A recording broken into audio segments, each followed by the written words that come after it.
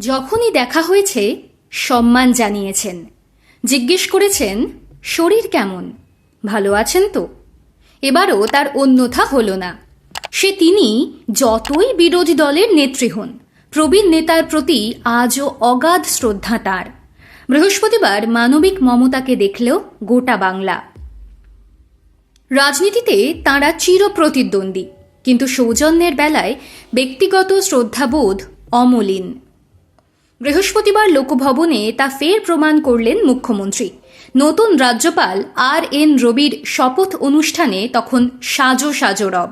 তৃতীয় সারিতে বসেছিলেন প্রবীণ CPIM নেতা তথা বামফ্রন্টের চেয়ারম্যান বিমান বসু। শুধু ডাকাই নয়, নিজে হাতে চেয়ার এগিয়ে দিয়ে প্রবীণ বাম নেতাকে সামনে নিয়ে এলেন মমতা। মুখ্যমন্ত্রীর ঠিক পাশেই ছিলেন কলকাতার মেয়র তথা মন্ত্রী ফিরহাদ হাকিমের আসন। ফিরহাদ অনুষ্ঠানে উপস্থিত থাকলেও বিশেষ প্রয়োজনে বেরিয়ে গিয়েছিলেন। মেয়রের সেই খালি আসনেই বিমান বসুকে নিয়ে এসে বসান মুখ্যমন্ত্রী। খুশি হলেন অশীতিপর বৃদ্ধ।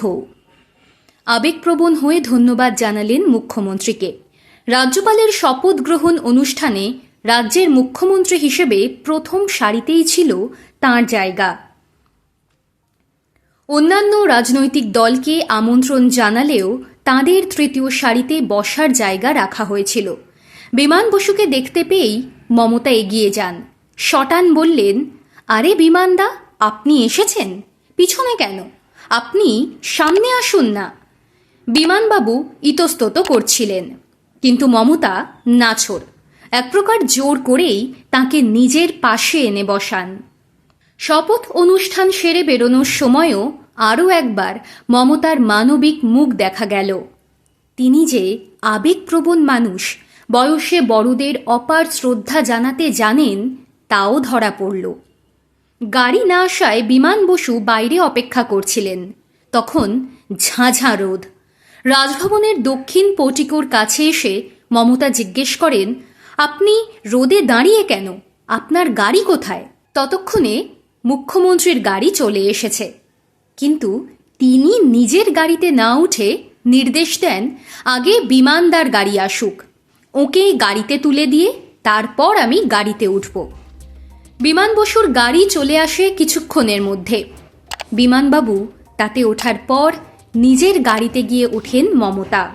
সামনে বিধানসভা ভোট, সেই নির্বাচনে চতুর্থবার সরকার গড়ার জন্য লড়াই করবেন মমতা। আর সেই লড়াইয়ে তিনি কাউকে ছেড়ে কথা বলবেন না। CPIMকেও তিনি ছেড়ে কথা বলবেন না। মহাশূন্যে বিলীন হয়ে যাবে আগেও বলেছেন, হয়তো আবারও বলবেন।